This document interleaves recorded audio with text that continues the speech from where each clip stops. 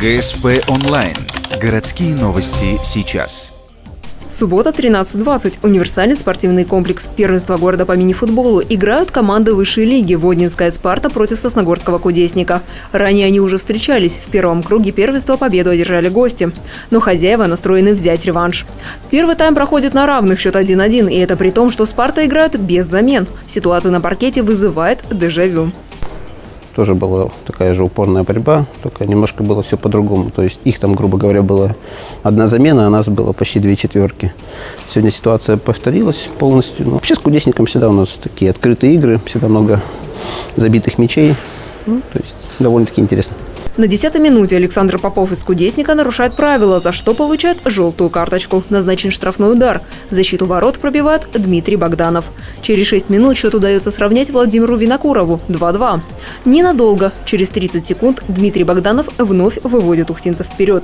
На 19-й минуте сосногорская команда играет в меньшинстве. Удаление получил Александр Попов за 2 желтых карточки. Но кажется, это не проблема. Сосногорчане забивают в пустые ворота.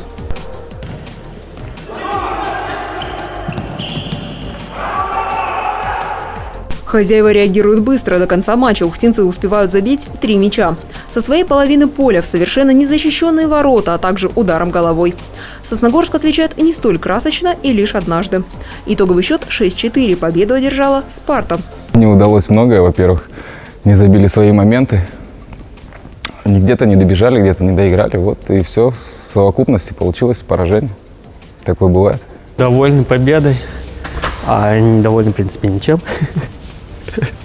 А так, все нормально, настолько мало, устали. И вратаря не было. Вратарь, о котором говорит защитник «Спарты», никто иной, как Александр Фролов, тренер профессионального мини-футбольного клуба «Ухта». В данный момент он со своими подопечными вылетел в город Мирный на решающую встречу первенства России. А в воскресенье сегодняшние команды вновь выйдут на паркет. «Спарта» сыграет с Сосногорским союзом, а «Кудесник» с «Планетой-2».